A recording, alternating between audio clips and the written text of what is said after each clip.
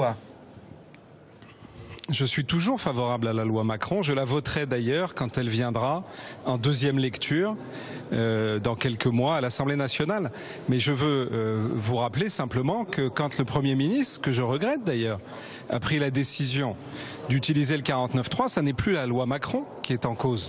C'est est-ce que Frédéric Lefebvre, vous, député de l'opposition, vous faites confiance globalement au gouvernement dans la politique qu'il conduit. Et évidemment, je ne peux pas répondre oui. J'ai voté contre le budget de la France, j'ai voté contre les lois de financement de la sécurité sociale, je voterai dans quelques semaines contre le texte sur la santé. Mais je veux vous rappeler qu'il y a un an, j'étais seul, parce que quand c'est bon pour la France, je considère qu'il faut le voter, à voter le pacte de responsabilité.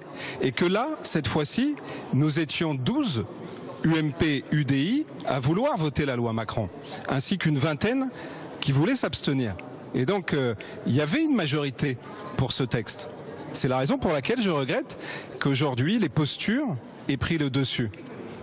Oui, mais enfin, n'empêche que l'article 49.3, il a été utilisé pour faire passer en force cette loi Macron. On ne comprend pas bien la logique, d'autant que vous savez parfaitement que la motion cet après-midi a pratiquement aucune chance d'être adoptée. Alors pourquoi ce spectacle politique ?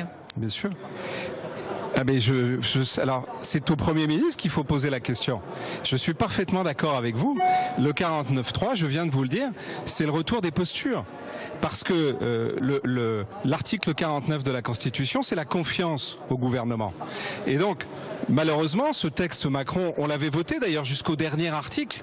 J'étais en discussion, j'ai participé à tous les débats. Il a en réalité été voté dans l'hémicycle. Il manquait le vote solennel.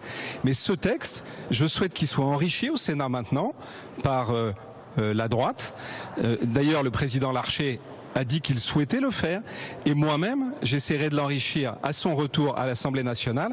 Et je le voterai. Parce que je persiste à dire que c'est un texte qui va dans le bon sens.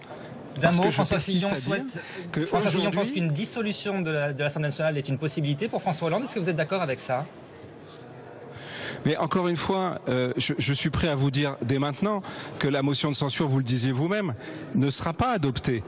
Parce qu'en réalité, aujourd'hui, ça n'est plus la loi Macron sur laquelle il y avait une majorité, et une majorité avec une partie de la droite.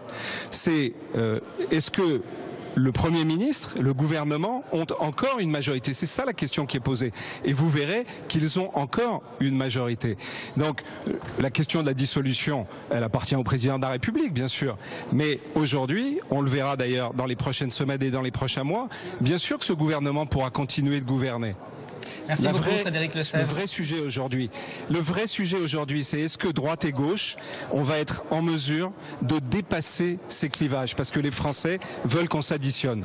Merci Frédéric Lefebvre en direct de l'Assemblée nationale pour BFM TV. Et vous restez avec